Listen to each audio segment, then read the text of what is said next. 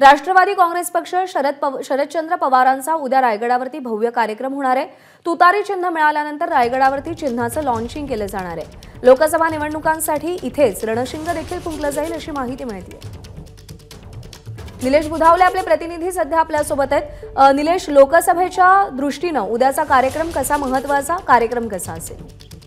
प्रज्ञा, गुरुवारी रात्री राष्ट्रवादी काँग्रेस शरदचंद्र पवार गटाला आपलं चिन्ह मिळालं आणि त्यानंतर एक जल्लोषाचं वातावरण कार्यकर्त्यांमध्ये पाहायला मिळतंय। आता पक्षानं ही बाब लक्षात घेत उद्या रायगडावर एक भव्य सोहळा ठेवलेला आहे। त्या सोहळ्याला स्वतः पक्षाचे अध्यक्ष शरद पवार असण्याची देखील शक्यता आहे।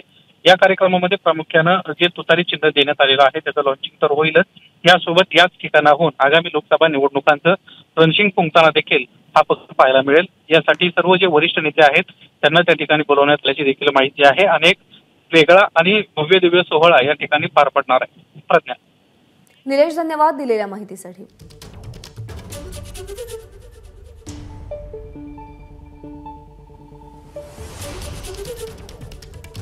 तर लोकसभा निवडणुकांसाठी उद्या रणशिंग फुंकलं जाणार आहे। राष्ट्रवादी शरदचंद्र पवार गटाचा उद्या रायगडावरती कार्यक्रम आहे।